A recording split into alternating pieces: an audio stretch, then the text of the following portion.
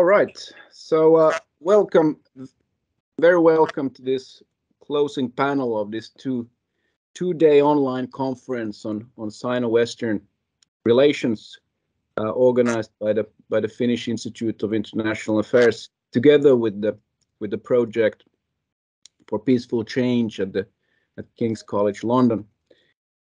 My name is Mikael Vigel, and I have the honor to chair this panel titled Managing Competitive Interdependence.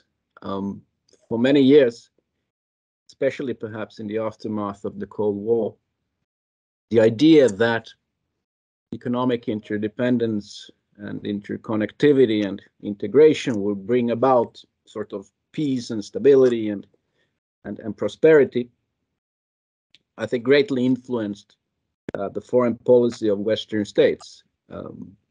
Especially in Western Europe, a sort of central belief became that as the world grew more interdependent, states would come to abandon power politics in favor of more cooperation and integration into the liberal world order and the global marketplace, in which the success of each state was dependent on the success of others. And we saw kind of a whole generation of policymakers very much growing up thinking that perhaps realpolitik and major interstate war had become a thing of the past. And well, now this view looks increasingly perhaps even naive to some extent. And it's now of course in everybody's plain sight how interdependence at least hasn't prevented Russia from brutally trying to invade Ukraine. And recent years have also made it perhaps increasingly clear that interdependence and interconnectivity can be weaponized. And this is something that we've discussed very much at the other panels of this conference as well. How trade linkages, financial linkages and connectivities, resources and data flows, even migration flows, can be used for very power political purposes and political leverage. Sanctions being only one means of exercising such kind of weaponized interdependence. And for the past 10 years, we've been kind of witnessing how an increasingly sort of competitive interdependence between China and the West, in which kind of both parties sort of try to get the upper hand and come to view dependence on each other with some more suspicion.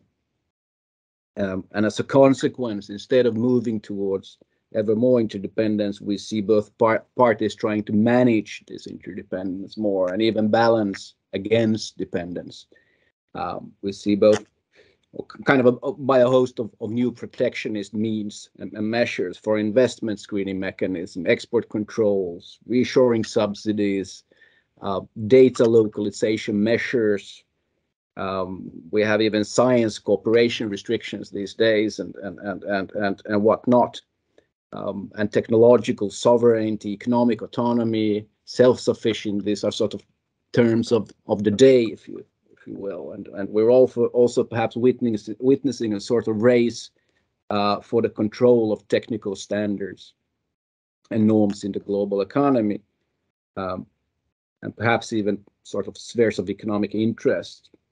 And while this sort of geoeconomic power politics is certainly better than the traditional military-oriented geopolitics that Russia now practices in Ukraine, it's still extremely risky because it's kind of preparing perhaps, or there's a risk that it sets the ground sort of for the broader return of more militarized geopolitics as well. So.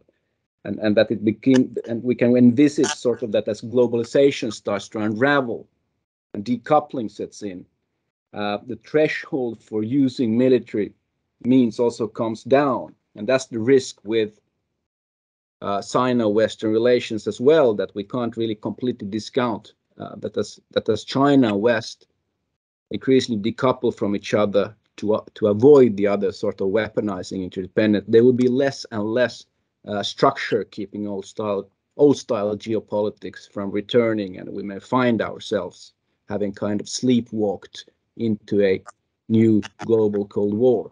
So before it's too late, we need to think hard about how to better manage this interdependence between China and the West so as to diffuse the negative and threatening light in which interdependence is now very much viewed by policymakers, or more and more viewed by policymakers, and perhaps rebuild certain trust in Sino-Western relations. And I hope these are the sort of things that we can perhaps think a bit about in this panel as well. I, for one, have given it far too little thought, as someone who has for many years had a very geoeconomic perspective on Sino-Western relations, and even warned about the risks inherent with interdependence, and often far too, in my mind, before far too idealistic view of it. And I really now find myself craving for some new idealism and fresh thoughts on how to reconstitute multilateralism and reconstitute global governance. And having never been much of an institutionalist myself, actually, I'm starting to miss the liberal institutionalists and their more creatively imaginative ideas for global integration. So now to discuss this situation that we find ourselves in and how to better manage this interdependence, we have an excellent set of panelists here. Alicia Garcia Herrero is chief economist for Asia Pacific at Natixis. She's also senior fellow at Bruegel, non-resident senior fellow at the East Asian Institute of the National University of Singapore, an adjunct professor at the Hong Kong University of Science and Technology, and she's served in many advisory positions, including currently as member of the Council of Advisors on Economic Affairs for the Spanish government. And she's worked for the Bank of International Settlements, the Bank of Spain, European Central Bank, the IMF, and many other places. And our second panelist is Claudia Schmucker, head of the Geoeconomics program at the German Council on Foreign Relations, where she's previously headed the Globalization and World Economy program. And Claudia has worked extensively on European and transatlantic trade policy, the World Trade Organization, as well as on the role of informal global economic forums such as the G7 and G20. And lastly, we have Lauri Tähtinen, co-founder of GeoStreams, a political risk analysis firm. Lauri is also a non-resident fellow at FIIA and a senior associate with the Center for Strategic and International Studies in Washington, D.C.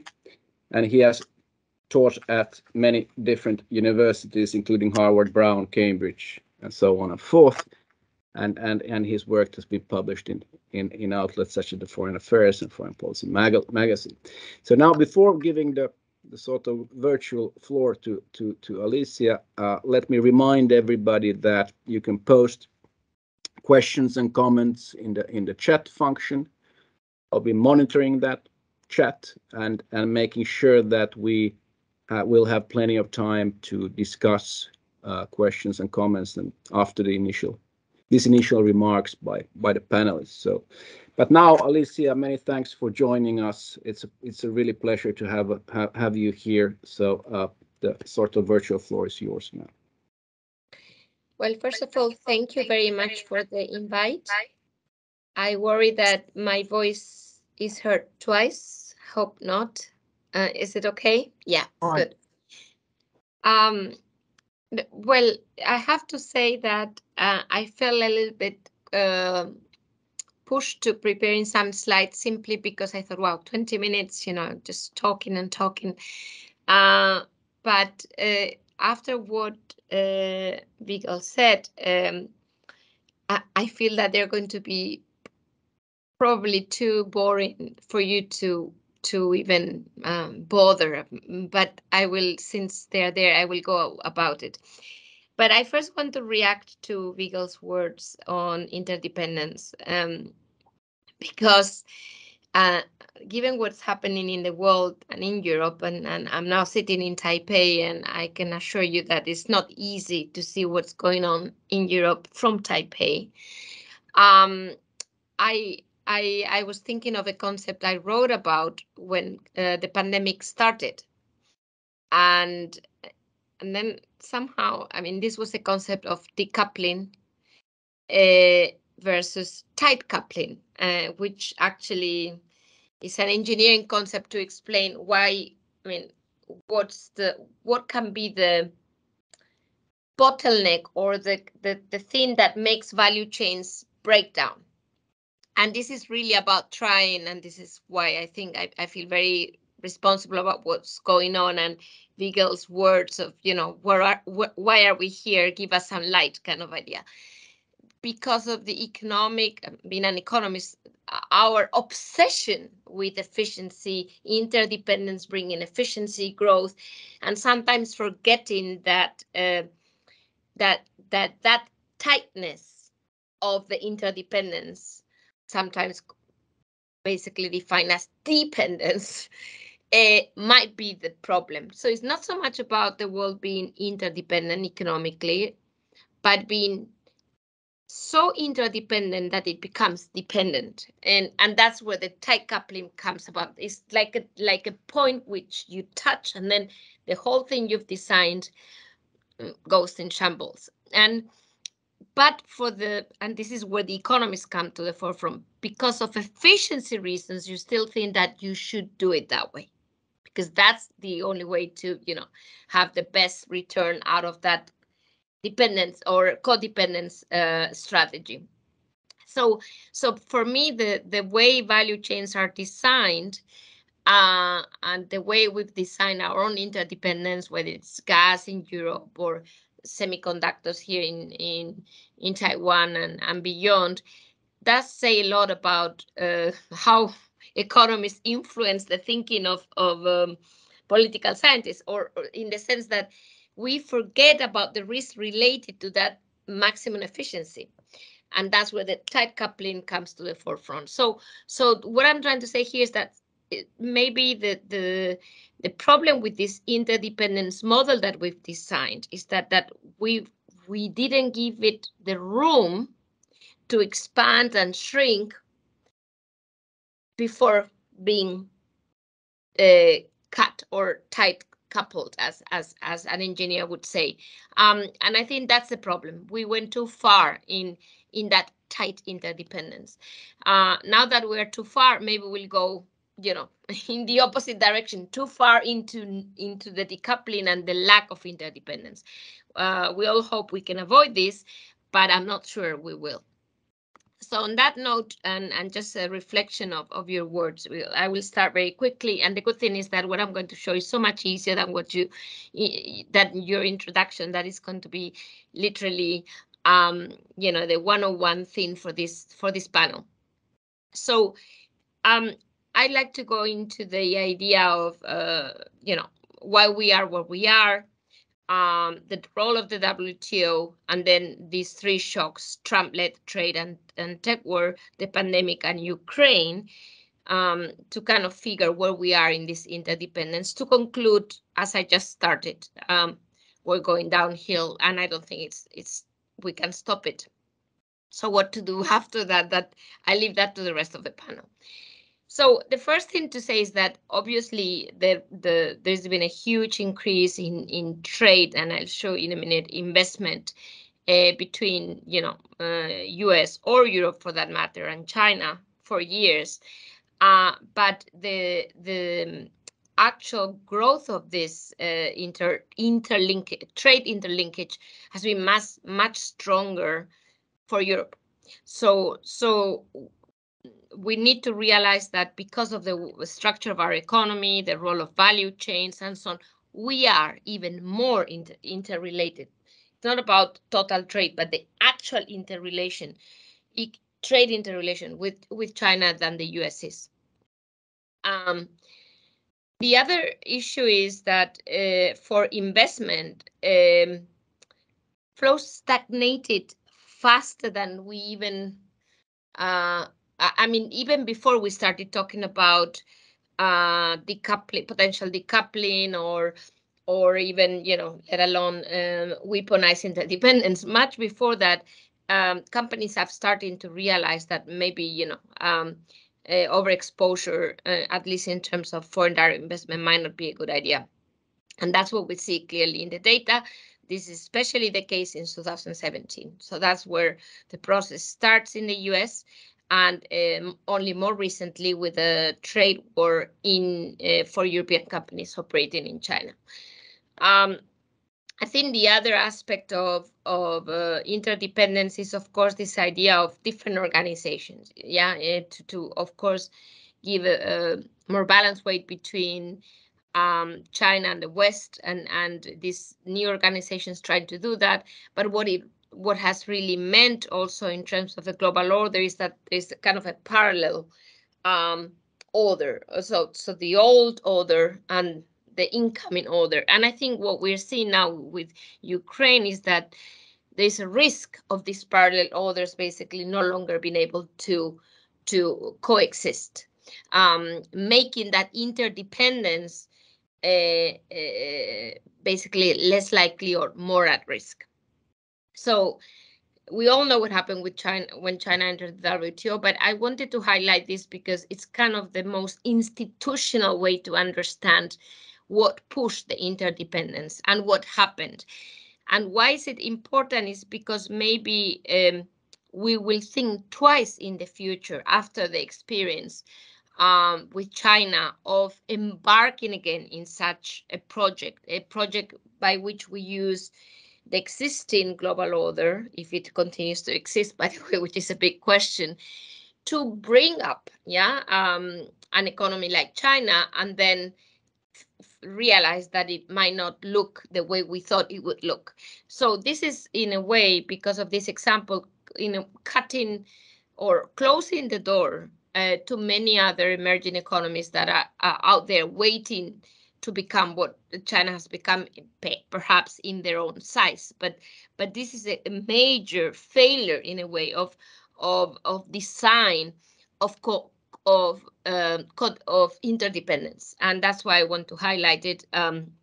We all know the positive, what happened, China's exports, growth in GDP per capita, but we start then looking at, what happened next, the idea of the WTO being designed for a market economy and China never becoming one. And what that meant, of course, is a number of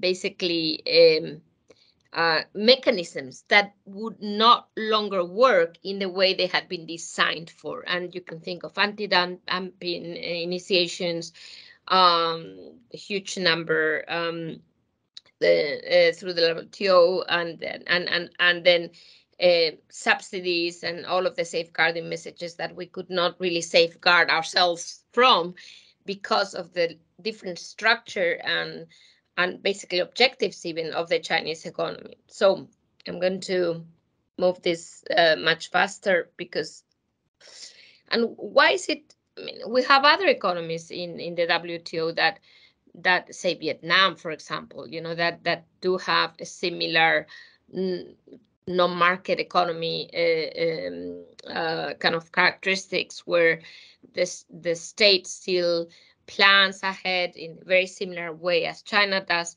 But I think the key difference here is, of course, the size, not only the economic size, but the cross-border, or the basically the size of China overseas.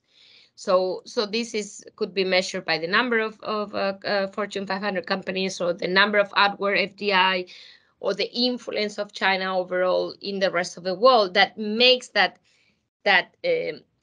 click between what the WTO was designed for and what China is extremely difficult, and therefore very counter productive to continue to operate in that interdependent world, because you basically have an institution that should be there to smooth the interdependence, but actually heightens the problems with that interdependence, which is indeed the WTO.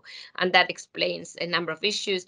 Of course, at the core, in my view, of the problem is, of course, the nature of the role of the state in the Chinese economy. There's no doubt about that, whether it's in terms of ownership, which is what I refer here in this table, but it could be even about influence in the private sector, as we've seen very clearly with the current crackdown.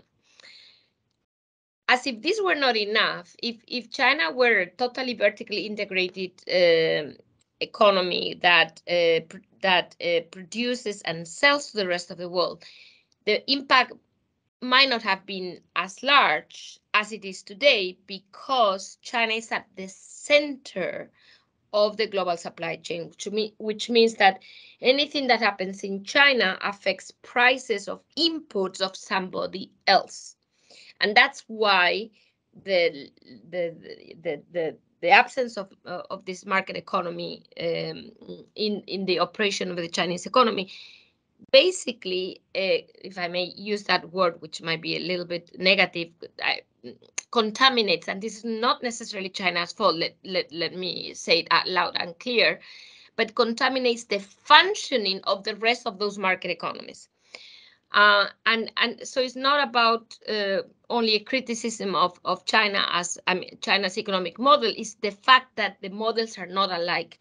Which model is ultimately responsible for this is really not the question here. Is the lack of connection, or it's like a puzzle that doesn't really fit, and that creates enormous disruptions, basically, because of that difference in nature. There's a lot of proposals as to how to solve this. I'm not going to, I wrote a paper that is available on these proposals, and seeing whether there is a way to accommodate China, in other words, in this institution, because this, of course, won't solve all of our interdependence issues, but at least it could smooth some of the most acute or urgent ones. And I think, after a lot of work on this, and colleagues of mine at Bruegel with full books on this subject, like André Sapir, I would argue that nobody has the silver bullet to solve this problem. So this means that this institution, by definition, becomes obsolete, as many others. And that's where that idea of kind of doomed to reduce our interdependence comes to the forefront, because our institutions just can't accommodate that the existing interdependence. The three shocks, I'll be very brief. One is Trump, and we see it very clearly. The impact really is not so much trade, because trade has increased, especially exports, by the way, from China to the rest of the world during COVID. But I think what really shows is that again, the interrelations between companies from different economic models is bound to be reduced over time, and that's what the data shows. The tech war is an addition to that, whether it's through export controls, entity lists. We have so many mechanisms, but in essence, what it means is that it bifurcates the use of the the access, and thus the use of the technology, to them basically move into two ecosystems with eventually two different standards. And I think that's indeed where we're heading. So there may be then eventually a concept of interdependence, which is interdependence within your own ecosystem, and that of course would be very different from the current world. In the pandemic, I just wanted to show that trade did increase, and that very much thanks to China, or actually, I don't know whether we should say thanks to China, because China is basically receiving the revenue of this increase in exports, but certainly when it was most needed, China was there to produce for the rest of the world. So in that regard, indeed, thanks to China. So now, what is happening now, the Ukraine war, is again another huge shock to model of interdependence. And I'm now focusing, obviously, not on Russia, but on Sino-Western relations. And the reason is that even before we ended up in this horrible war, China had already, in parallel, and it's always in parallel, the same as with the international organizations, in parallel built or started to build its own ecosystem, financial ecosystem, whether it was its own international payment system, still though based on SWIFT messaging system, but eventually supposedly able to substitute it. And the same can be said about China's digital currency. So while in principle aligned with the rules of the game in our interdependent world, always with a kind of an exit strategy in case that interdependence were to end, or China wanted to end it itself, and that's has become very apparent during this war, because it's shown, whether it will be used or not is a different topic, but it's shown that Russia could possibly have that other door, that other let's call it ecosystem on the payment system. And I think that's a very, very important thing to realize, because if that were to be used, whether in the short run or in the medium run, it would indeed only foster a reduction in interdependence. I just want to also say that we are here not only because of shocks, not only because of Trump and its trade and tech war, not only because of the pandemic, not only because of Ukraine. China has been getting ready for a world that, for a situation in which China might not have had, and in fact, rightly so, access to the rest of the world, or to that degree of interdependence for a very long time, to the point of saying that even before, in a way, the most apparent problems or shocks that I have referred to started. This is, of course, Made in China 2025, the Belt and Road Initiative, dual circulation, etc., etc. Right or wrongly, China has had that foresight to realize that it had to offer itself that possibility of being an island, a very big island, perhaps with other like-minded, if I may use that word, under the Belt and Road Initiative, to create that market without Sino-Western, or at least with more limited Sino-Western interdependence. So to conclude, I think the era, I meant to write era, sorry about that. The era of open economic interdependence between the West and China, to me, peaked clearly during the global financial crisis. And since then, we've only seen waning, I mean, perhaps more or less rapid, in some cases, perhaps not very perceptible, until we got into these three major shocks. Yeah, again, Trump's trade and tech war, the pandemic, and now the war.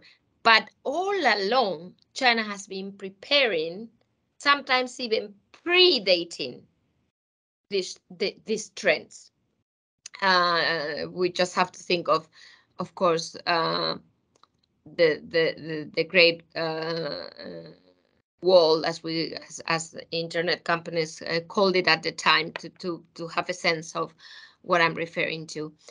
But what should be clear for us Europeans by now is that wall of interdependence and open globalization is basically over, and that, we use many other expressions, weaponized, but I wanted to use obliged interdependence, because that's what we are in our case, with a number of key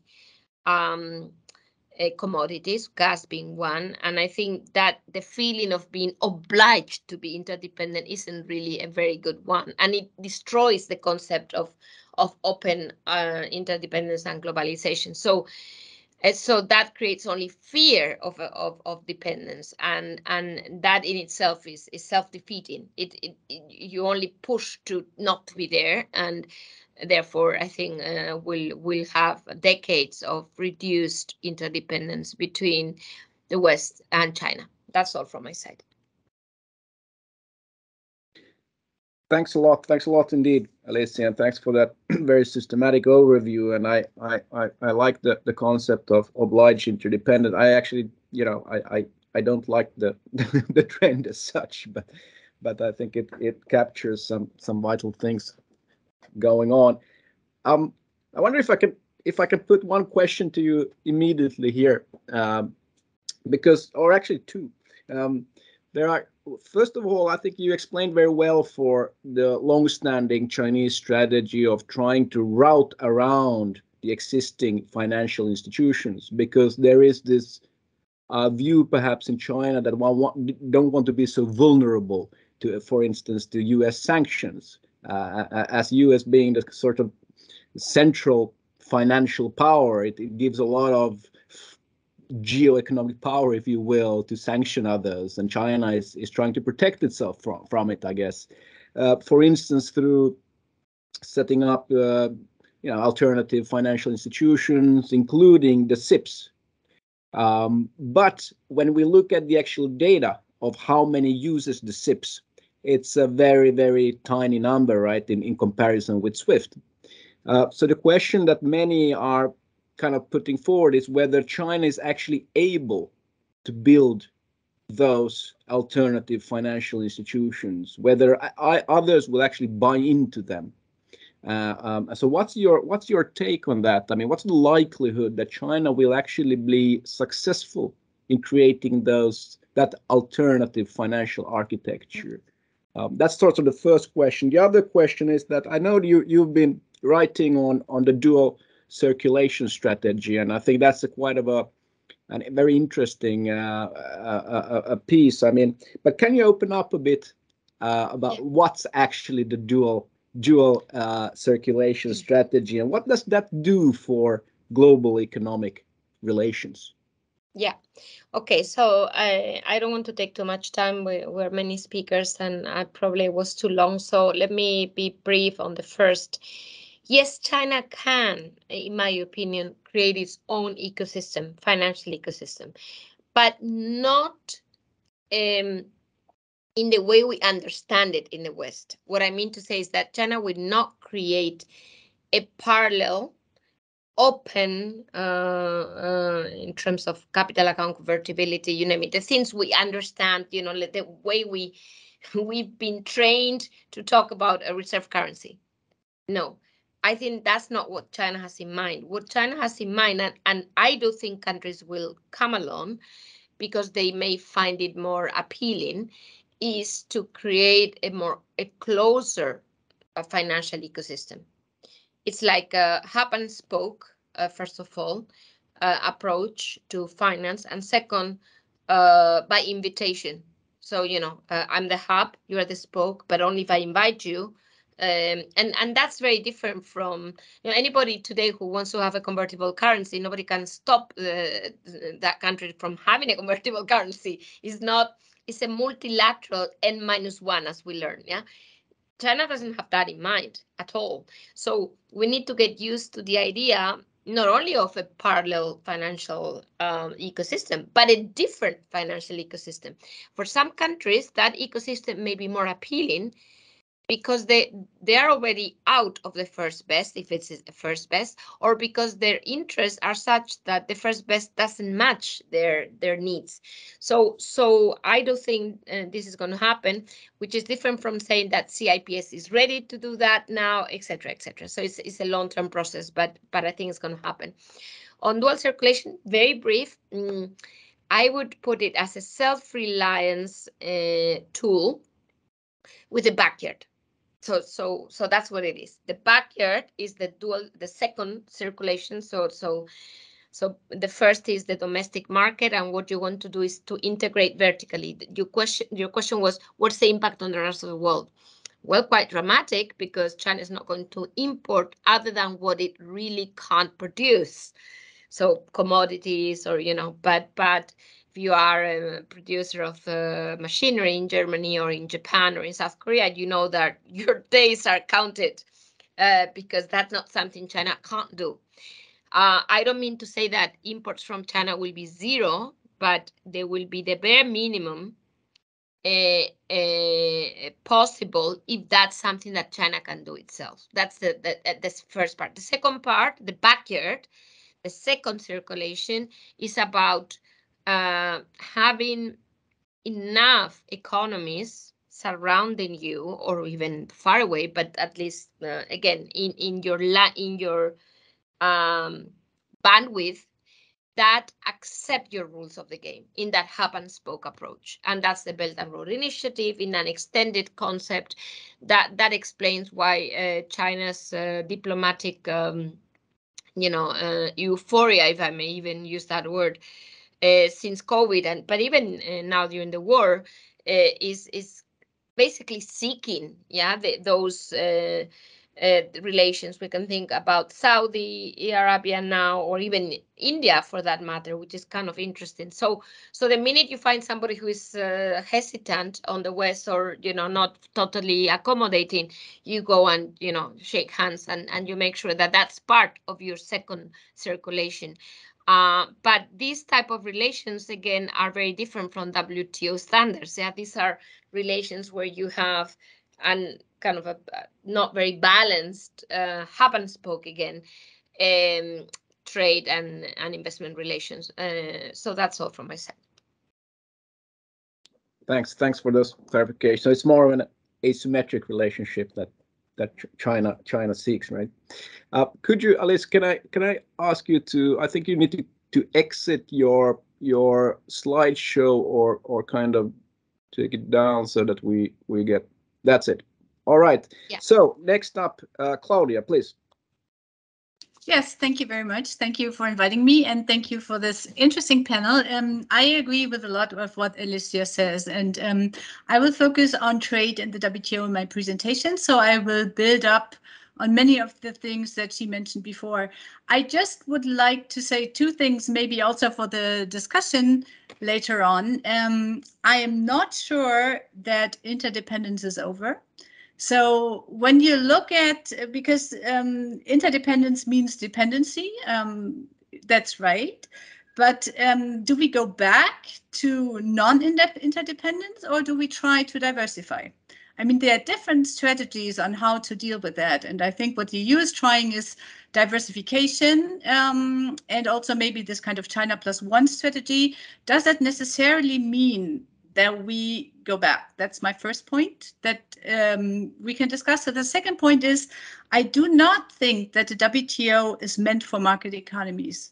I think, and I will come back to that later, I think it's an organization where different models, economic models exist, but you have to make sure that you have a level playing field when you deal with the WTO. So I'm not sure it's necessarily all about market economies versus non-market economies. Okay, these are my first preliminary points.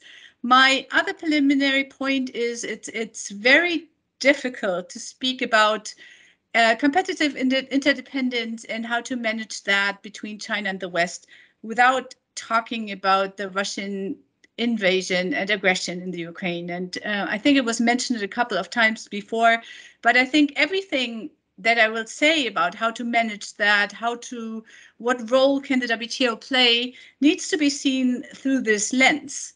Because the Russian aggression, and I think this is also something that Alicia mentioned when she talked about parallel institutions, we have some suggestions already by Americans. Rufus Serxa, former WTO Deputy Director General, and Wendy Cutler, former Deputy USTR, they already said that we should not abandon the WTO, but establish a parallel structure only with market economies outside the WTO, where you can have deeper commitments going in that direction. So at the moment, what we see that not only is the WTO in urgent need of reform, but we already talk about establishing parallel forums. And I do hope, and I mean, this is the basis of what I wanted to propose on how to manage competitive interdependence, that we can rescue the WTO, because this is what's coming up, that we have a block of market economies versus a block of non-market economies. And then we can also stop the slide to our, that we are seeing right now towards a global fracturing in these two blocks. And I think it is very urgent that we address these issues. And time is running out a bit. And what we see right now, Germany has the G7 presidency, is that this group, where a lot of people were saying, okay, it's irrelevant, we have the G20, is now increasing in its relevance because of the value-based connection that these countries have. The question is, can we only solve global problems or competitive interdependence when we only have a small group of G7 countries, or do we need to work with others? But this is something that's hard to answer. So now I want to start with my proposals, but I always come back to what's happening after the Russian invasion, because it changed a lot of the proposals and how to implement them. So this is what Alicia said again. We are, or what Michael also said, Mikhail said, we're living in a geoeconomic environment where countries are using their economies to shape international relations and regional and global regulatory structures. And this was not only Trump, which is mentioned about the trade attack war and about using tariffs as a leverage, but this is something, and I think this is what Alicia mentioned, what China has been doing for quite some time through the Belt and Road Initiative. And I'm not sure that's like-minded countries, but in my belief, the Belt and Road Initiative is creating economic dependencies with these countries. So we have the China that is having this geopolitical approach through the Belt and Road Initiative.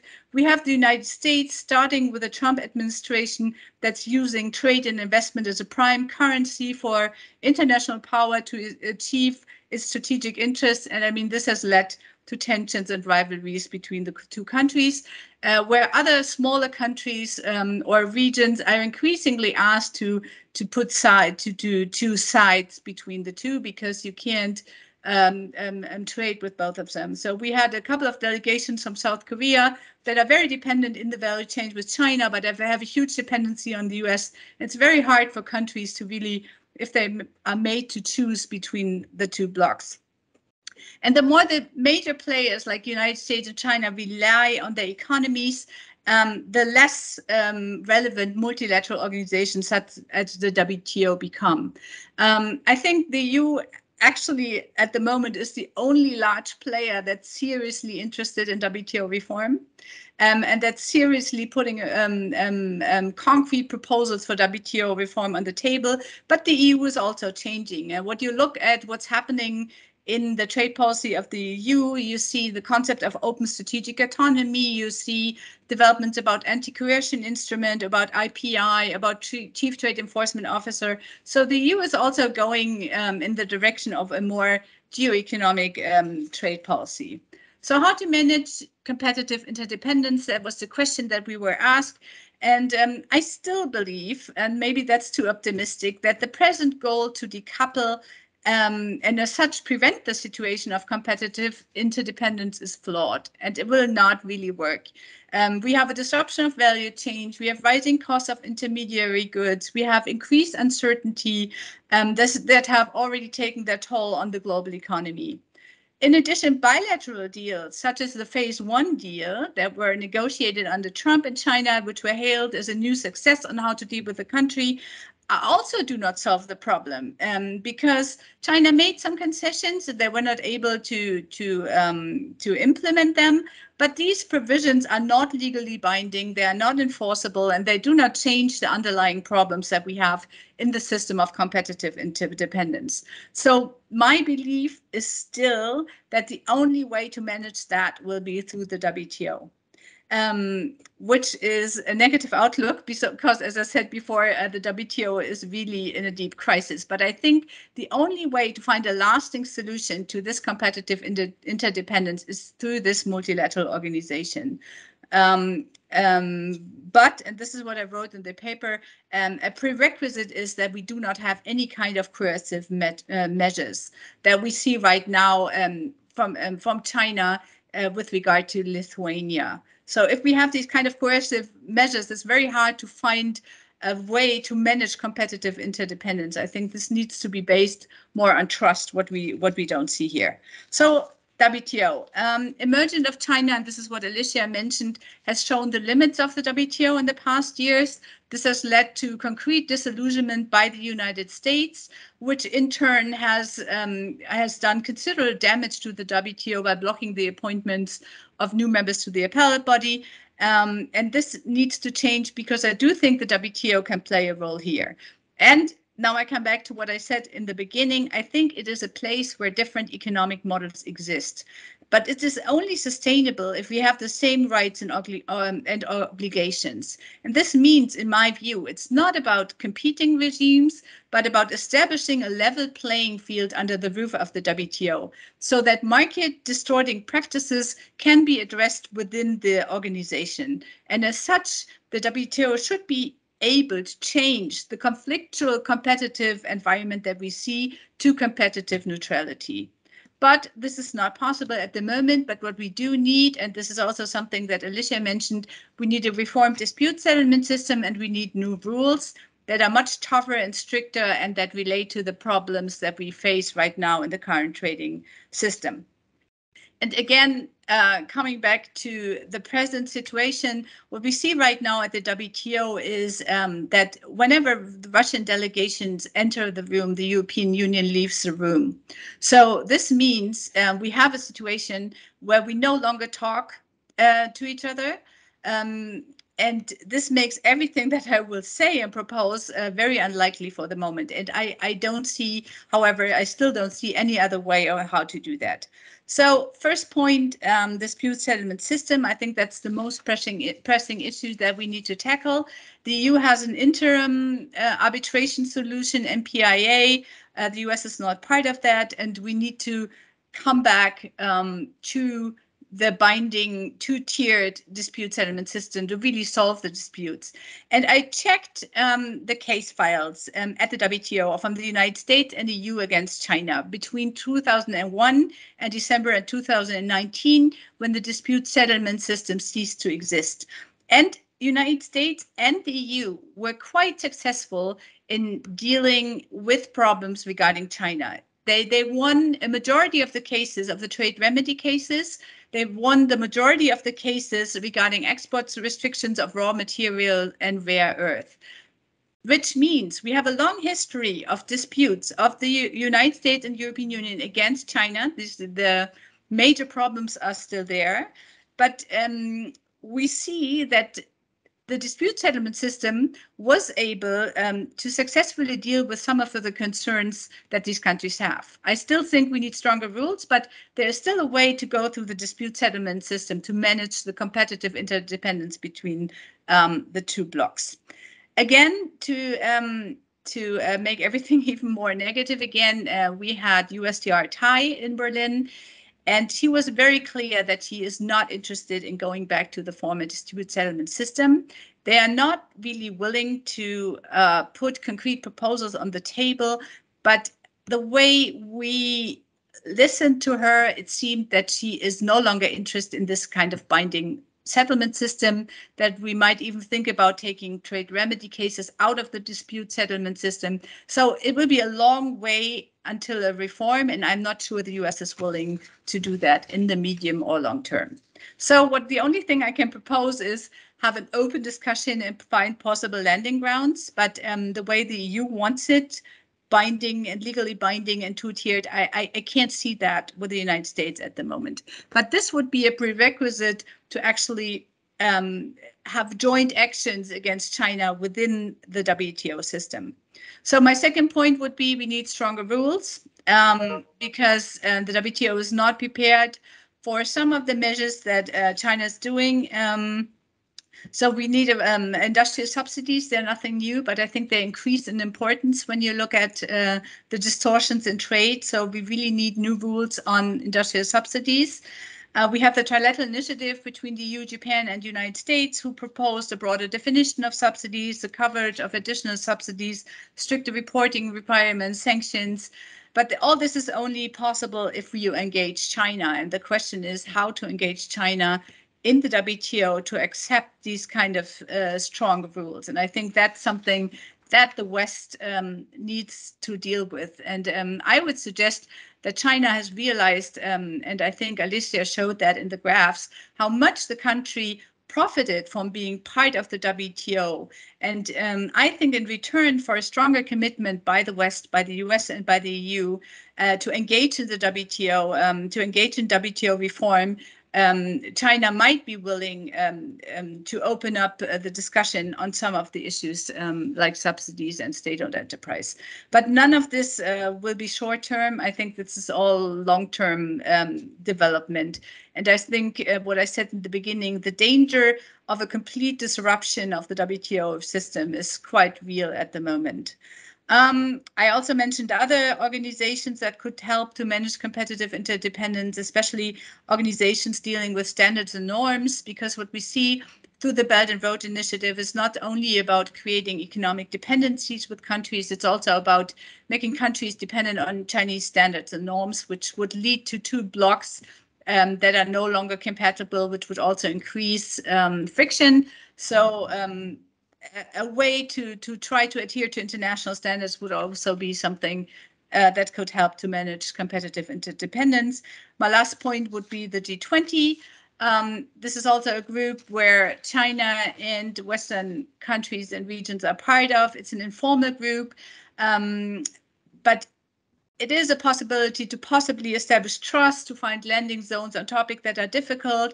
And I as a positive example, I found the Global Forum on steel access capacity, which was founded in 2016, where 33 members, G20 and OECD, were part of it. Unfortunately, in 2019, China, India, and others have disengaged from this forum. But I think this is one of the very positive examples where an informal group can start to look at topics that are highly relevant for the relationship or for the disputes between China and the West, and where informal forums can move forward.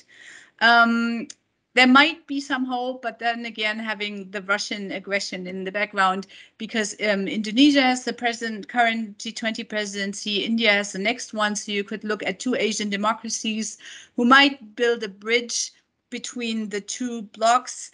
That said, I'm not sure much will happen this year. Again, Russia is part of the G20, and I'm not sure that US or EU would be willing to engage in any progress. So that makes it very negative. I'm very sorry about that.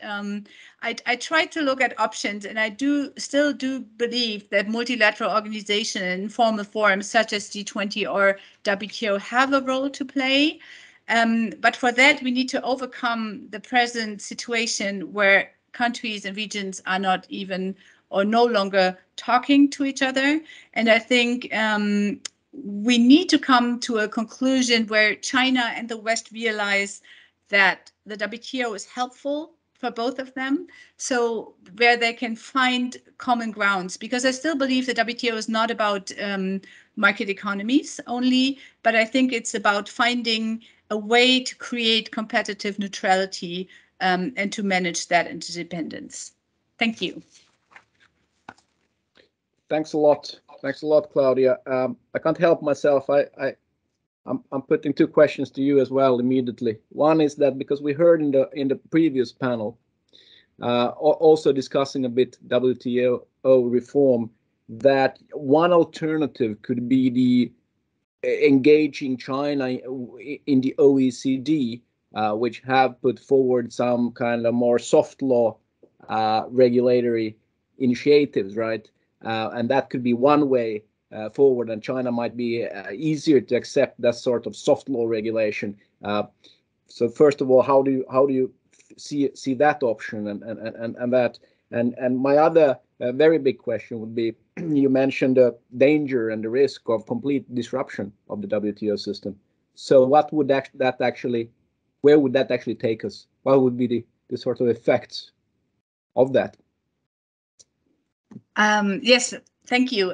What I see right now is that we focus a lot on value-based, like-minded countries. That's what we hear, and this means that groups like the G7 will gain in importance for Western countries, and also organizations like the OECD. But the question is, how much is China willing to engage in the OECD? And I really don't see that. It's considered like an organization of the West, so it would be good if we could use the OECD. There's some progress that we also saw, whether on tax and other issues. I think it would be a good option, but I'm not sure how practicable, how that would work out in practice.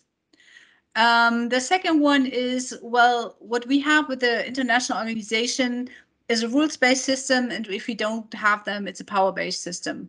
So that means that we will only use geoeconomics, that we use economics as the power, or even technology or military. We use that power to get our interests, to achieve our strategic interests. And that means that the large countries such as the United States or China and possibly the EU have enough economic power or other powers to get their interests, but that means that the larger part of countries, and particularly the developing countries, will lose out, because the international organizations are the one who balance interests and who try to protect also weaker countries, and this would fade. And the dispute settlement system is the same, so every country has the same rights and obligations. And without this system, we have the power-based system that the large countries will dictate the terms in which they want to trade. Thanks a lot, Claudia. Thanks for those very insightful remarks and views.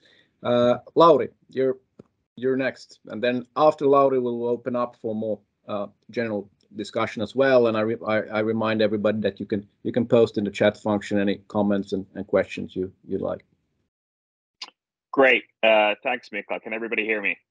Yeah, we can. Excellent. Good. So first off, I'd like to just thank FIIA and the Project for Peaceful Competition for including me in today's proceedings. And I also very much appreciated Dr. Garcia Herrero's and Dr. Schmucke's remarks, and I look forward to the conversations. One of the things that, the Mikael mentioned there early on when he, kicked us off was sleepwalking. And sleepwalking has been very much affected my life recently. Not that I, get up in the middle of the night or anything, but that my 6-year-old has in recent weeks constantly been requesting that we listen to Christopher Clark's Sleepwalkers book every time we get in the car. And I don't know what exactly fascinates a 6-year-old, in all of this, but I have to say that I've also learned myself that however complicated our present situation here, it does not compare to late 19th century, early 20th century Serbian nationalist politics. I mean, they remain indecipherable, even, with the hindsight of 100 years. So, I still think that, we may be capable of finding resolutions, but also regarding, what Mikael pointed out about, himself and his worldview. I distinctly remember some conversations the two of us had on competitive interdependence and geoeconomics many years ago. And I think I'll now readily admit that at the time I found some of his perspectives, let's say, a tad dark for my liking. And then maybe a few years ago, I started to regard them as, quite prescient. And by now, I think have to sort of agree that much of it has been dead on, or at least as dead as the sort of liberal international order is by now, at least as we think of it, in terms of an order in which also non-liberals participate. And I think that's an important aspect to look at. And now I think we sort of gathered at the grave of that order. And I think, I'm one of these people who might be pushing some of these sort of liberal tendencies. So let's see, if I can find some sort of building blocks along the way. I'll actually just make a remark about the OECD thing that came up. I think the OECD can be a very powerful mechanism of building coalitions of liberals. I mean, it's a prestige members only club. I know that, for example, Brazilians would love to join the OECD, but I'm not sure that it will necessarily work as a sort of way of sort of bringing sort of China into the conversation. If anything, it does the opposite. But anyway, my remarks. two larger holes, and I hope they are in the end related.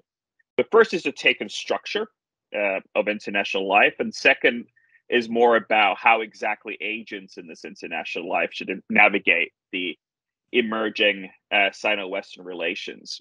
And I was doing a bit of a close on the first one, the structure part. I was doing a bit of a sort of close reading at first that, the kind of terms that we have here in the session description: competition, interdependence, interconnectedness, asymmetry, data, imbalance, divide, and conflict. And, I kept on coming back to this term managing. And I realized that, governance was discussed in the earlier panel, but I sort of still got fixated how, it was not here in this description. And I remember teaching Mark Mazauer's book, Governing the World, about 9 years ago. And this was part of a history of the idea of globalization. And at least at the time, my sort of Ivy League undergrads thought that this was the most natural idea, that the world must be becoming governable. Of course, we were only months away from Russia's first invasion of Ukraine at the time, but it's not too long ago that this was entirely sort of reasonable people coming up in this world would think that this would be the table. I think now I have to agree that sort of a lot of the sort of global governance conversation seems to be hitting different kinds of dead ends. And I'm not going to sort of dwell on that sort of multilateral point. I think, obviously we're facing a situation right now, especially in Europe, where the WTO may be losing rather than gaining members. And so there's definitely, sort of backtracking going on. But I think it's important now to remember that at least in the 21st century, post-China joining, there really wasn't a sort of golden age of WTO.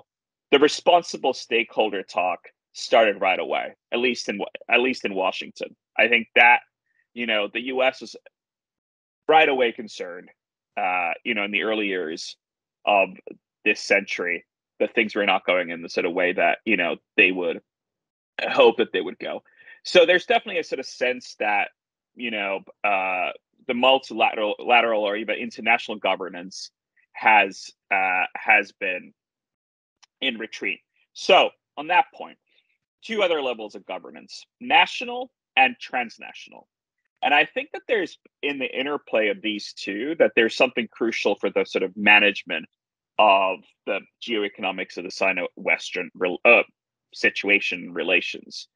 So on the national level, over the past decades, we've seen a proliferation of sort of good governance standards for nation states. And there's an index for pretty much any feature of nation state governance, from rule of law to welfare provision. And, I cannot help but also make the point that Finland tends to do rather well in all these index tables. So I think, it can't be entirely a bad thing.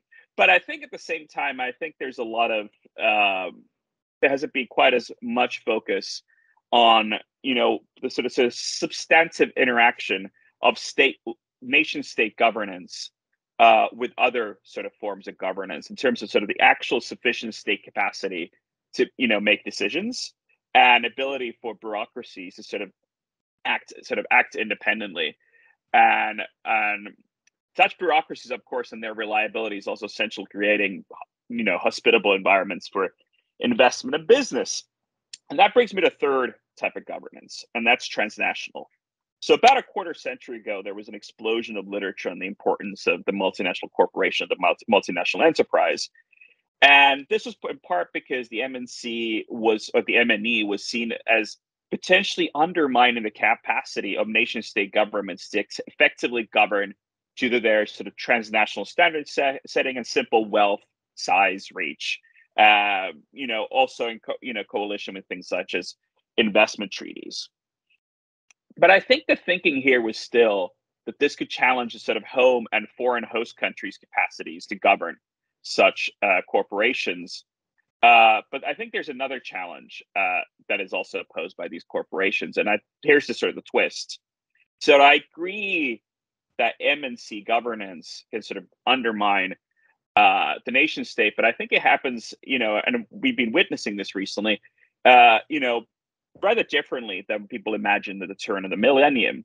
So I think what we now can see is that we have, quote unquote, sort of free world enterprises that expose themselves in the non-free world or the unfree world in ways that pose risks for their sort of free world home nation states. And I don't think this was really on the table when a lot of this conversation about how to fit in multinational enterprises, into global governance, that wasn't really something that was considered. I don't think that's a very big part of the UN Global Compact's 10 principles from 2000 or something like the OECD's guidelines for multinational enterprise. It's more about don't do evil things in your new host countries. And of course, part of the problem here is that, we know that, if corporations fail to follow the local law, they commit sort of crimes and practices of bad governance. This is clearly the case with, Western companies now still stuck in Russia. And also how their fate can be used by states in the unfree world as leverage against their free world home states. Conversely, of course, we have corporations from the, quote unquote free world. And the problem with them is, of course, that, as discussed already, is that the ultimate beneficiaries of their actions tend not to be any sort of loosely understood shareholders, but the sort of governments or the governance structures of those sort of other states. So I know that the sort of using the sort of free world terminology, knowing that it can be challenged, but I do think that it's also another way of saying a liberal international order from which non-liberals are increasingly excluded, and that this time sort of different. It's not the case. I don't think there's a case that even all non-liberals in the future want to draw as much benefit for their participation in the sort of liberal world order or free world exchange. So I think so. What's the solution on this front?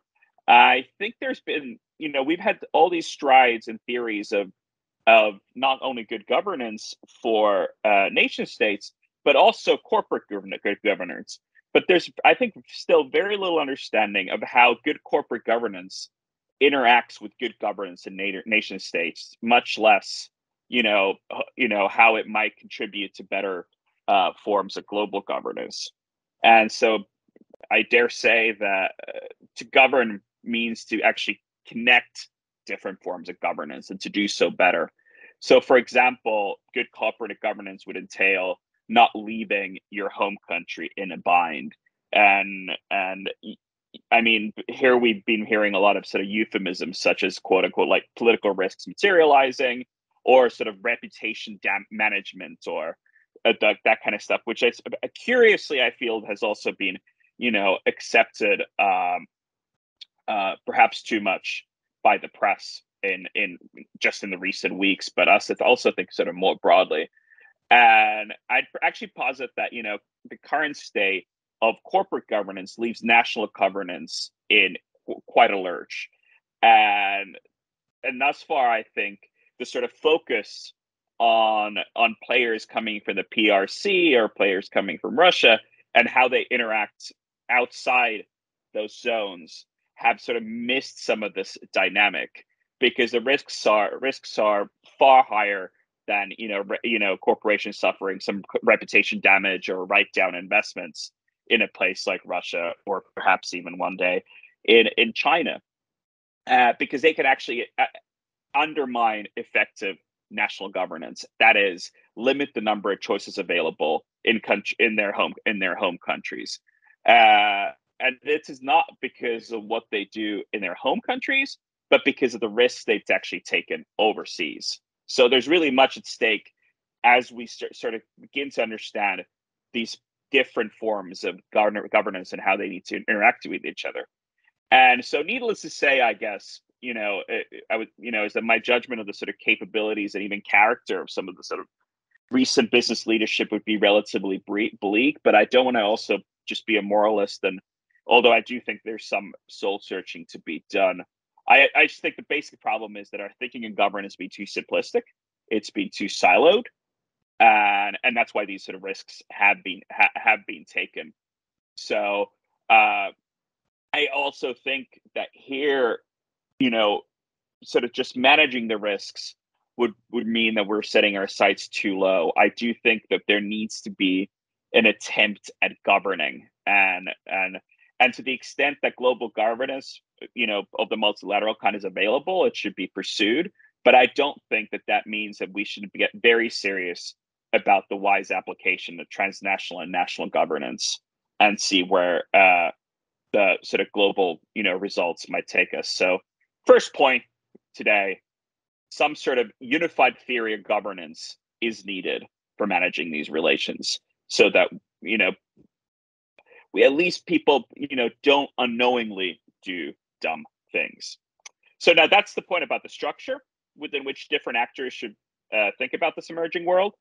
But I also think that, it's important to look at the actors. And I hear we'll focus on nation states or other organizations of pooled sovereignty, such as the EU, and how they should be sort of thinking about this question of management or governance.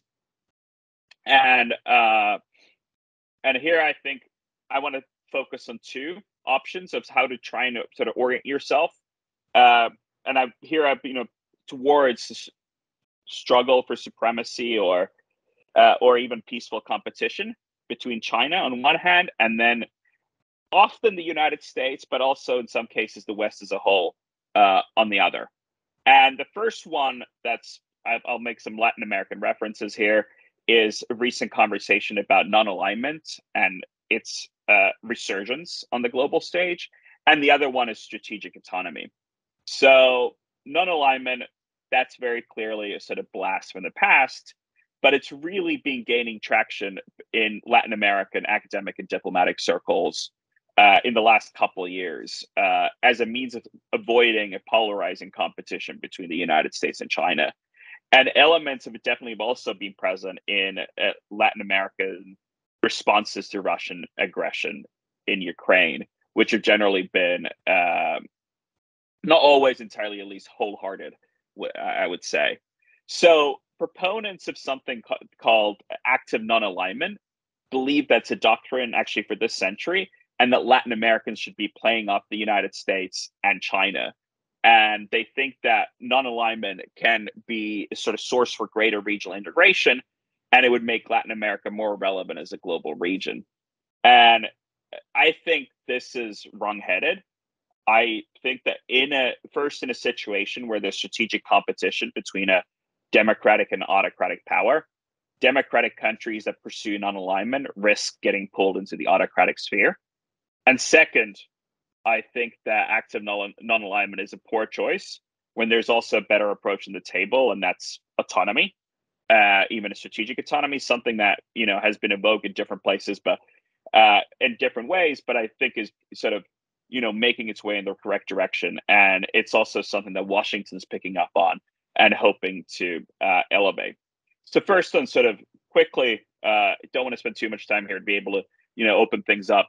But non-alignment, it's, if you look at, what happened to the original non-aligned movement, it wasn't, there were obviously heroes of the anti-colonial struggle present, but it was never exactly known for its democratic credentials, with the humongous exception of India. But even there was a mid-90s experiment in emergence of powers. During the Cold War, in Latin America, the major non-aligned power was Cuba, which, obviously, colors that, a little bit, that experience a little bit, but also in its Cold War afterlife, if we look at the kind of countries that have been practicing non-alignment, they've been capitals such as Tehran and Caracas hosting these kinds of events. So not exactly a recipe for democratic flourishing as such. And it also sort of opens a lot of countries up for malign influence. So the option. I think strategic autonomy is really picking up some speed. It was recently in the Indo-Pacific strategy that the Biden administration put out, and there was a direct reference to how, just like Japan, Washington wants to see wants to advance freedom and openness and offer quote unquote autonomy and options. And I think that is more or less a sort of liberal international way of looking at the world today. That is not to say that there weren't different senses of this autonomy. I mean, this is in the Pacific. India has pursued this as well. India used this, for example, following its nuclear weapons tests, and in 1998. But even there, obviously, as we now know, India has begun to pivot quite quickly in the direction of the United States, even if the current situation with Russia and Ukraine has hindered that somewhat along the way. But also, I think while in Europe, the conversation some years ago emerged as a topic about not trusting the United States necessarily, and in some ways even in opposition to the United States.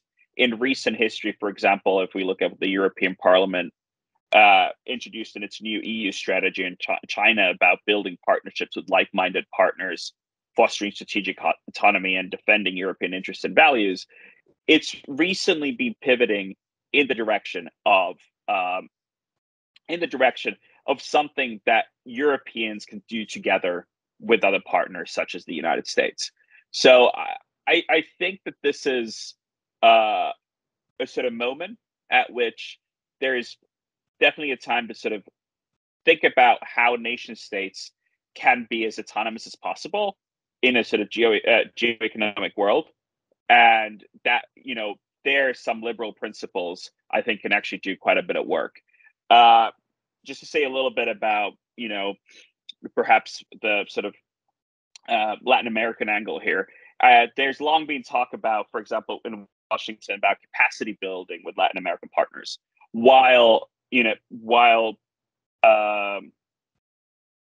capacity building might be the tactic, I think a good way of thinking about autonomy is that it's the strategy level for the 21st century. It's about how to make sure that when countries do engage with the PRC, smaller democratic countries, such as Lithuania that was already mentioned, that they're in a position in which China cannot sort of exploit governance gaps and sort of the local lack of local awareness about the risks of engagement with Beijing.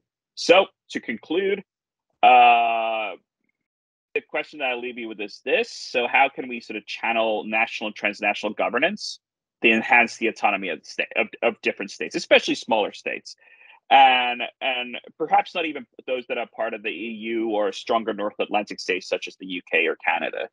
And I think there's some cause for sort of using the vocabulary of the liberal international order, recovering some of it, seeing how transnational governance works and how it interacts with national governance, and then how we can sort of help ensure that national governance is autonomous enough to do things that are necessary to protect things such as democracy and prosperity.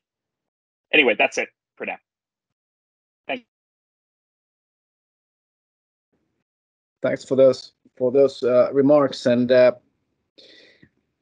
I'd like to put one question to you directly as well, since I know you know Brazil very well, and Brazil has been perceived on the one hand as a sort of swing state, swinging between the global south, the global north to some extent, perhaps also swing between the US and China to some extent. So where do you see Brazil swinging, or is Brazil taking a strategic autonomous position more or less between these then in the future, and looking perhaps beyond the current president a bit? Yeah, no, I think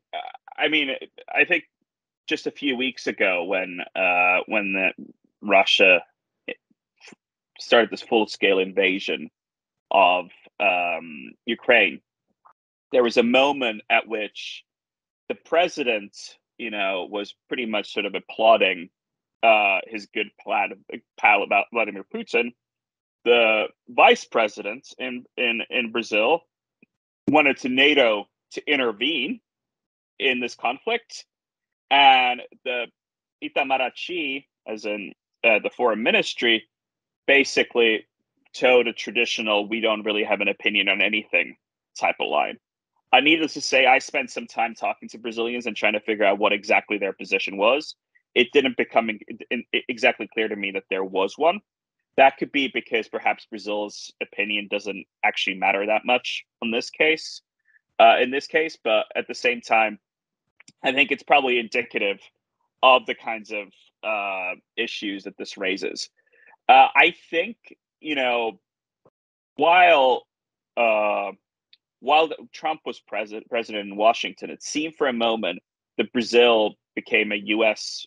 Major non-NATO ally, for example, that it might be trending in the direction of becoming one of these strategically autonomous, but trending towards the United States and perhaps one day also towards Europe as well, that this might be something of a historical shift taking place. Of course, Brazil has always had good military to military relations with the United States. That's never been an issue.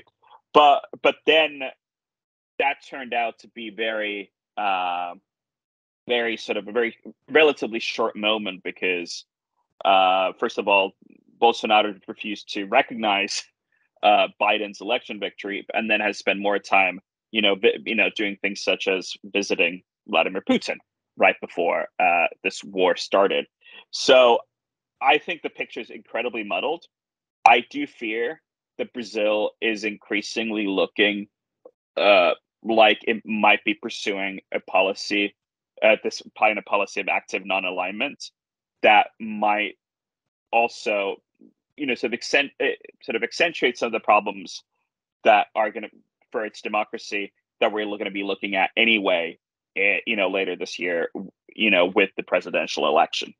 I think the sort of, moment in which it would, be a sort of maybe a test case for a country that could be with USMNA or with OECD membership could be coaxed into becoming a sort of democratic power for some kind of liberal international order. That prospect is much worse than I would have said even a few years ago. I'd like also to push you a bit on the differences between non-alignment and strategic autonomy. So what differs non-alignment from strategic autonomy? Yeah, I would say with strategic autonomy, I think the biggest difference is that you sort of actively understand that while you want to have a capacity to work by yourself on certain issues, as many issues as possible, that you may not be able to do that on all issues or all matters at all times. And then you can lean on friends, whether that's, pooled sovereignty such as the EU, or whether that's a relationship with the United States. I think that's the thinking. While I think in the active non-alignment, there's a danger of trying to push the democratic powers away from you. And in that process, ending up in the lap of an authoritarian power. And I think that's, if you do sort of reading, even a quick reading of the history of non-alignment in the 20th century, that's pretty much what happened. Thanks. All right. The floor is open here. So anybody that wants to, Claudia. Yes, I have a question to Larry on Brazil, because how much as an identity is the BRICS connection? I mean, how much do these countries feel together because of BRICS? I think BRICS have not much in common. I think it's more like the concept of a group of countries that's maybe also not the West, but how much identity is through BRICS, and how much do you think this will endanger this kind of block, this lead to promote this kind of block building? Yeah, I think in some ways I would say where the BRICS go depends perhaps more on India than on China. And that's Indians have their strategic autonomy, I think, has sort of taken curious turns in the last sort of 25 years. And especially after the, brief moment of warfare with China a couple of years ago, that's, it started to look more like something that would align with the United States. But yeah, no, I think with the BRICS, in terms of an identity, I think Brazilians have generally liked the notion of being part of that gang. I think that's, I think a few people would dispute that, these are some pretty important states. It's nice to be in the same table with them. But there is also a sort of more technical, and I mentioned the sort of bureaucratic level. There are sort of BRICS, not only sort of cabinet level ministerial exchanges, but there are networks and exchanges of best practices and exchanges of information and working groups that the BRICS system does, which means that people working in Brasilia will often have much closer and constant communication with their BRICS partners about certain issues and on the sort of global agenda than they do with their European or even American counterparts. And I think that has an identity molding, element to it, as much as, if you ask, most Brazilians, they will, say that they're a Western country. But then some of these other structures are, do point in, sort of other directions. Oliver, you feel free to jump in at any point as well, if you like. I'm listening very intently at the moment. So I'd be interested in your views on, the CAI agreement, the Comprehensive Agreement on Investment between China and the EU. Is it completely dead, or is there a future for this agreement?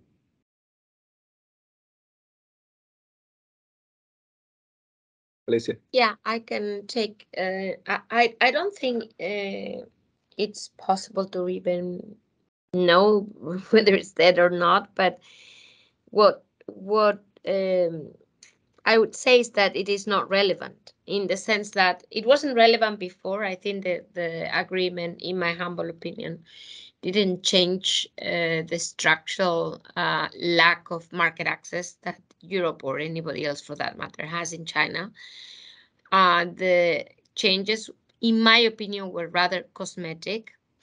They didn't change and I would go back to the word that Claudia used, competitive neutrality conditions. By the way, for me, competitive neutrality is not a substitute. It's not an alternative to a market economy. It's part of a market economy, because it basically puts a pricing to what is not market-based. But nothing of that was agreed, and therefore, to me, what was going to be gained out of that agreement was very little. So in that regard, whether it's finally approved or not, won't change our economic relation with China. And therefore, I would not spend too much effort in either stopping it or pushing it, because I don't think that's, in a way, the solution to our issues. Certainly not our Sino-Western interdependence. It's just very small in essence, in scope. Yeah. Can I also say something? I think CAI was part of the belief of the European Commission that you could contain China by rules. I think we have a different approach with the United States and Europe towards China, at least at that time, was that the United States wanted to isolate China and to decouple, while the European Commission or European member states, and also particularly Germany, were of the opinion that if you negotiate rules, that's a way to contain or to constructively work with China. So this agreement has been negotiated for a long time. The substance, I agree, was not that much. It addressed a couple of issues that are of concern for Europe for the first time. A lot of the language was rather vague, but the hope was that this is the first agreement based on rules that is legally binding, where we can, or Europe can go further ahead. And this was one of the 3-point strategy of Europe. The first one being deal with China and the WTO. The second one, establish rules through an agreement. And the third one, establish new trade instruments such as anti-coercion, IPI, and all these. So these were the different levels of engagement that Europe wanted to pursue in parallel with CAI. The problem with CAI from the beginning was that it was negotiated between Christmas and New Year's in the last days of the German presidency. And Germany in general is very much criticized for being the most pro-China country in Europe, and of only thinking about economic interests and not about strategic points. So even though the German government denied the claims, it was sort of seen as a very pro-China agreement because of the last days of the Merkel presidency. And this in turn was highly criticized by especially smaller European members after the deal.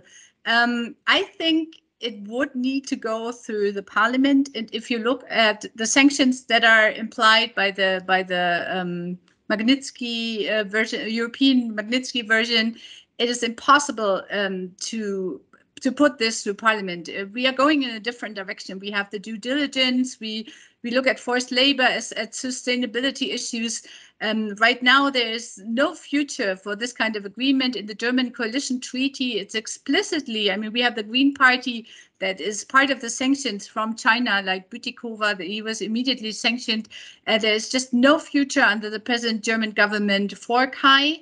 I don't think that there's any kind of willingness in the European Parliament to even think about this, because the sanctions also hit European parliamentarians. So there's no future for that. But CAI was one of the 3 pillars of the EU to establish rules to sort of deal with China on a bilateral level.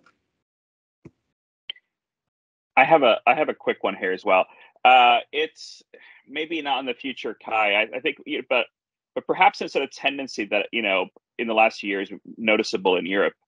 But like, it sort of arrived. It was sort of dead on arrival. I mean, it took I remember a couple of weeks before it was buried. Something similar, I think, happened with the Mercosur EU deal in the summer of 2019. I mean, this is quarter century of negotiation, all kinds of new development, new standards, new priorities in this sort of big package. And then not only does the main agreement sort of not move ahead, not only does the process not conclude, but all the sort of work that's being put into these different, pillars of different elements, sort of remains afloat, and we don't know what's going to happen sort of along the way. So this is sort of just building up on Claudia's point here. That there's something curious going on, and I don't remember it always being this way. That these sort of big Europe, big sort of Brussels efforts, big Brussels pushes. First of all, they arrive in the middle of the summer, or they arrive at the very end of the year, but then they sort of fall flat, and it's very, very unclear where we're going to go next. So there's something going on there that I think needs fixing. Whether I don't think CAI as such probably should go ahead, or will go ahead, but I think there's something about the process that probably needs some work.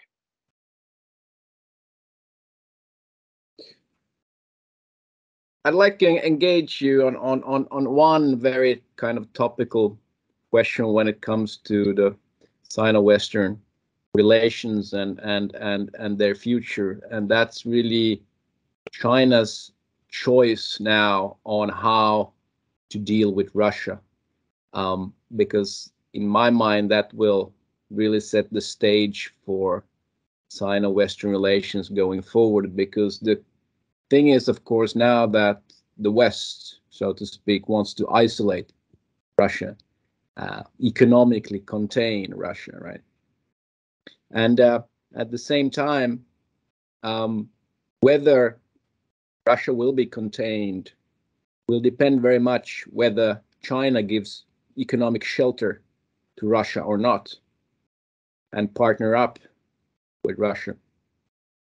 So if it does partner up with Russia and gives economic shelter, we might be in a situation where we're in a sort of global new Cold War, where on the one hand we have a partnership between Russia and China, perhaps other authoritarian countries on one side, and then this sort of democratic world on the other.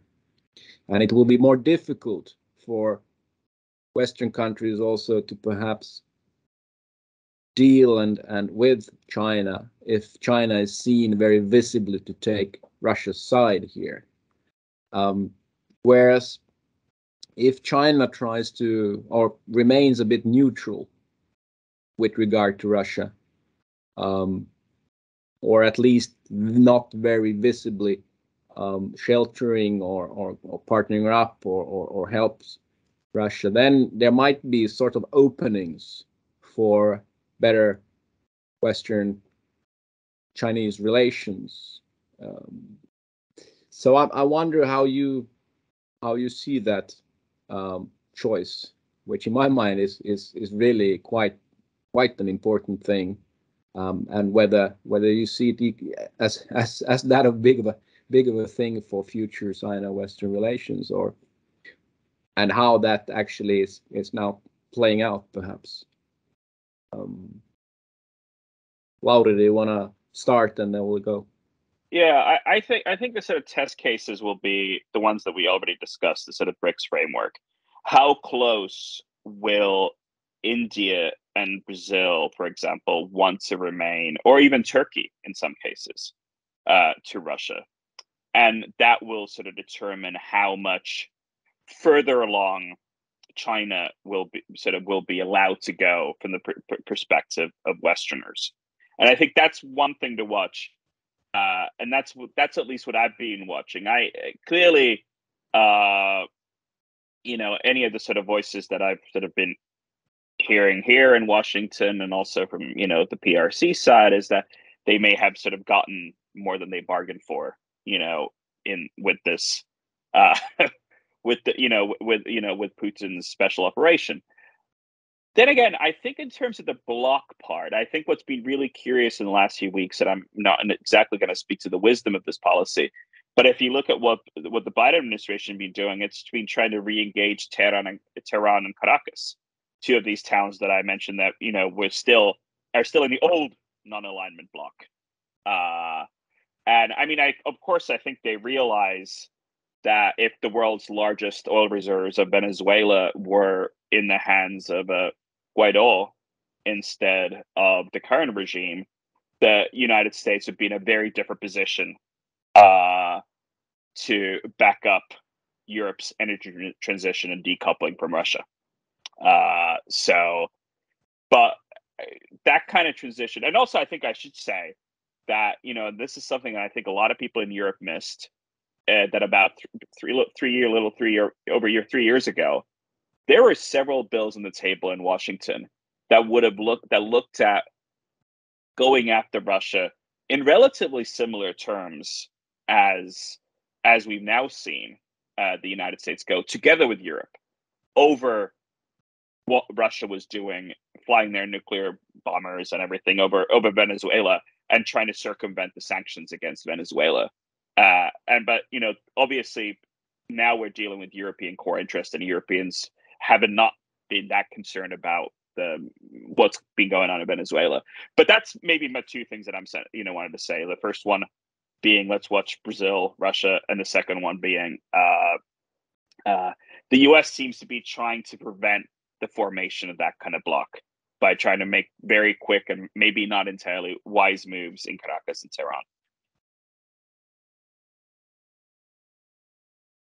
Alicia, do you want to comment on that sort of? Yeah. You've got your microphone off right now. My sense is that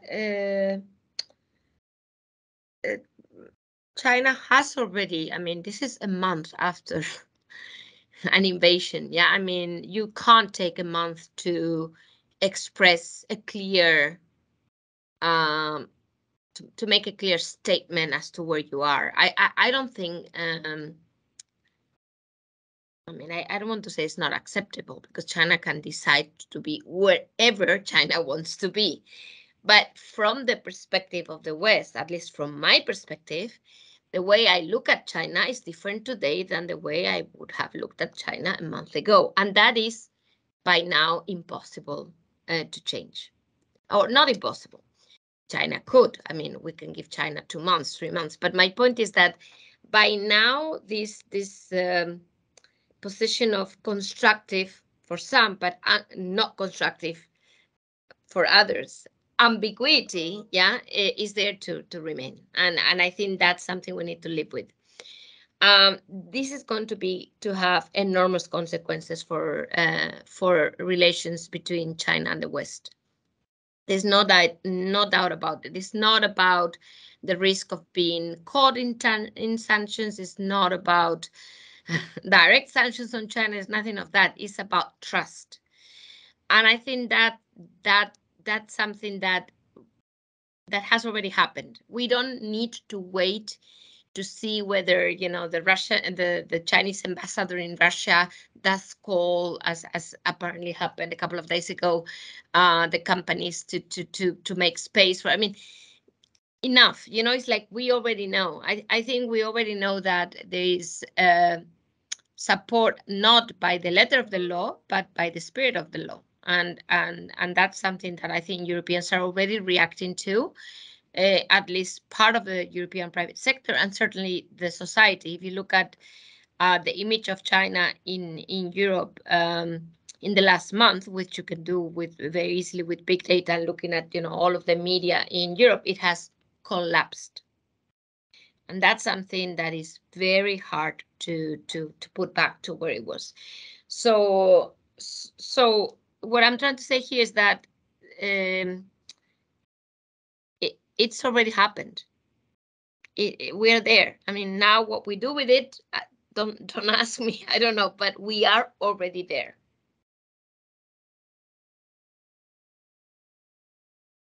Claudia, you want to give your take on it?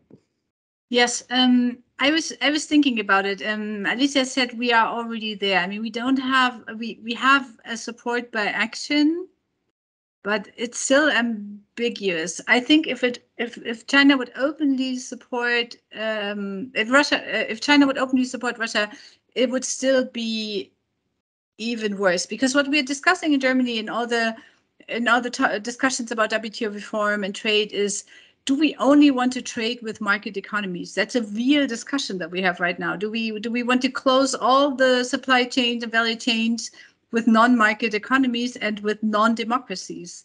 And this is what would happen, I think, if it openly supported. And this would be the end of WTO reform and everything, and the establishment of parallel structures. But I don't think we are there.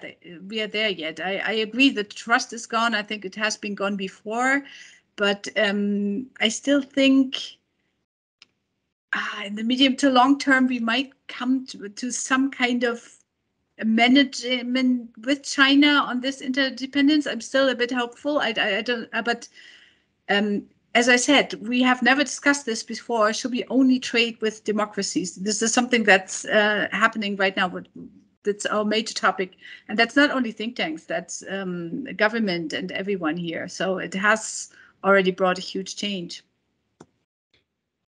Alicia, you want to come back, and then Claudia after that? Yes, very briefly. I don't think, just to clarify, when I mean that we're there, I meant, I think Claudia's comments are very well taken. I didn't mean to say we're there in terms of not trading with non-democracies. By the way, we could start even listing the quality of democracies around, and then we would end up trading only with ourselves. So, I mean, don't take me wrong. By all means and purposes, I didn't mean to say that. But I was talking about the trust. I was talking about going further. We can trade. I mean, countries trade even when they hardly talk to each other. You know, it's like that's not the point. But the point is solving problems. Yeah, that which we are stuck with, as Claudia, you mentioned WTO reform, but there are many others. I think that's where the lack of trust will be essential, because it's moving forward. It's not just trading and having a letter of credit. I mean, I think you can do that with literally every country in the world. But we are talking about something more than that. And when I said we're already there, what I meant to say is that I think Europeans feel, right or wrongly, but it's only about the signals we have received, that China didn't take the baton of solving this issue. Whether China could or not is a different ballgame, but the baton that was given to China from the Europeans to say, help us solve this, wasn't taken. And I think that's the point, that every time you want to change something in the international order, you will remember, well, it didn't work then. Why would it work now? So that trust thing, which is much more profound than trade or even investment. Yeah, that was my point. Yeah, very quickly. Great comments for both my co-panelists. I think that's precisely the question. So if we're rolling back sort of centuries of liberal thinking on trade, do we sort of roll back simply you engage commercially with a country like China, and therefore we expect that they become more like us, so more democracy driven, or more likely to respect rights and such. So that's a sort of the aggressive case for liberal trade. But then there's a much more basic case, which is, if you at least trade with each other, you may understand each other better. Your interactions, you may all be better off through that trade. And I think that's at risk right now. And that's a sort of base level liberal trade case that, as much as we sort of try to, think in sort of geoeconomic terms, I hope that's not the baby that goes with the bathwater entirely, because then we're not losing sort of decades of work, we're losing centuries of work in the process. Thanks. So I think we were scheduled to finish at 6 o'clock. So we will have to finish down this. It was not. We're not finishing on an entirely hopeful note, but let me give you some hope. This conference was part of a serious conference, and this is the 6th conference of 20 conferences. So even though we didn't solve all the issues here now, there are 14 conferences left to solve any tensions that there are in the Sino-Western relations. So there is still hope for us here to an agency, definitely, even though the structure right now looks a bit bleak. But anyway, so thanks a lot for this panel. Thanks to the panelists. I think this was an excellent discussion, and this was indeed the concluding panel now of this conference. So and I think we had some excellent discussions here. Oliver, thanks a lot to you for all the work for this conference, for the whole series, and thanks to all participants. Oliver, if you want to say some concluding just to say thank you very much to FIIA and to all the participants for taking part. It's been extremely interesting. And I hope we will have other conferences that are slightly more optimistic and upbeat in future months. We'll see. Yeah. So on that note, thanks a lot and bye-bye.